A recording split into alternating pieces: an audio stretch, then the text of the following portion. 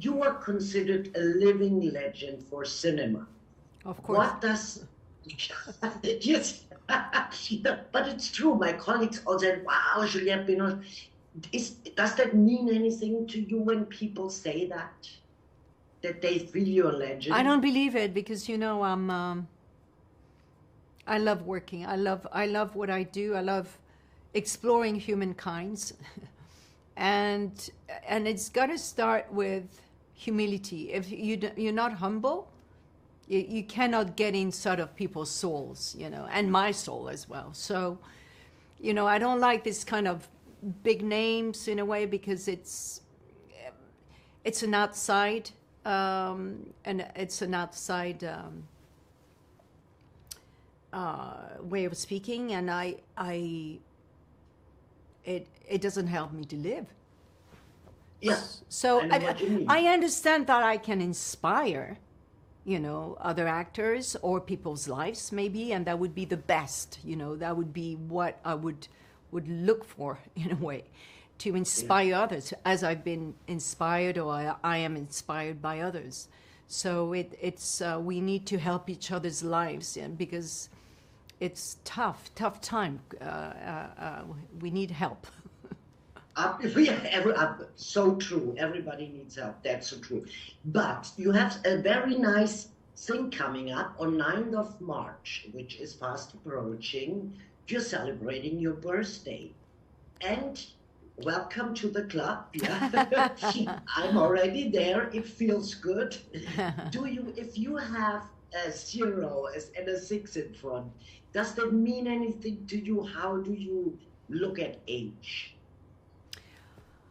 I don't look at age. I look at my energy and training my body and stretching every morning. And my needs are changing. And you just have to embrace life as it comes and try to do the best you can, and go to what counts for you. Because I think as time is shrinking, you say, okay, how much do I live? I have to live, okay, 20 years, 30 years, maybe the most.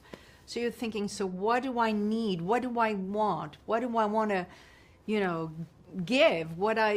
And so it becomes that your values are being more specifics, and so it's a time of conclusion. Even though well, you don't know because maybe I die tomorrow, and that's the way it is. But and that's why, in a way, I love being in the present more than trying to put myself too much in future or being in the past. I think present is so important in what you're doing in the moment. And so, and I think we here on earth to transform. Yeah.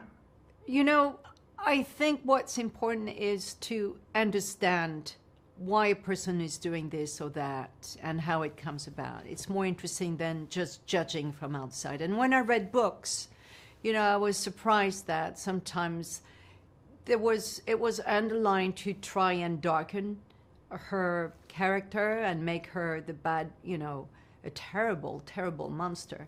And in other books, she was enhanced and put like an icon and not talking about the shadows. And so, how do I reconcile those 2 points of view? And how do I make it real so I can play her and the audience can be in touch with, who she was. And of course you go back to childhood, the education, trying to understand what was happening in her that made her behave like this or that. And so that's what I did. I never tried to judge her because that's not interesting for me. As an actress, I've got to get in.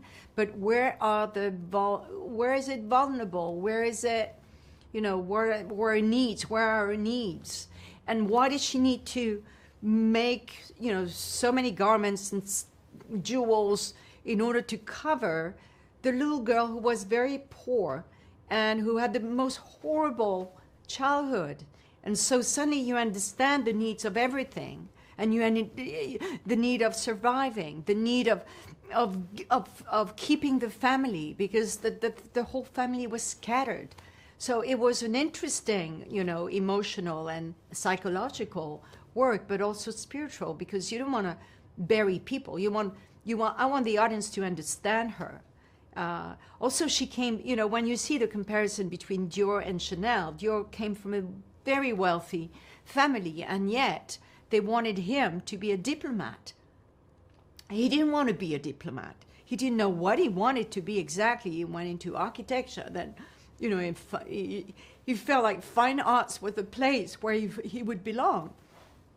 And then after, you know, the family was so lost everything, and the mother died, then there was, you know, suddenly he became himself. There was something like that. And in Chanel, there was more of a, because she had nothing, she could have everything, and she tried to have everything she could, and she had no boundaries. You know, her lovers were aristocrats, were artists, were, you know, she didn't care, and were Germans, you know, and spy, and that was, you know, for her, she was entitled to live and be free and survive.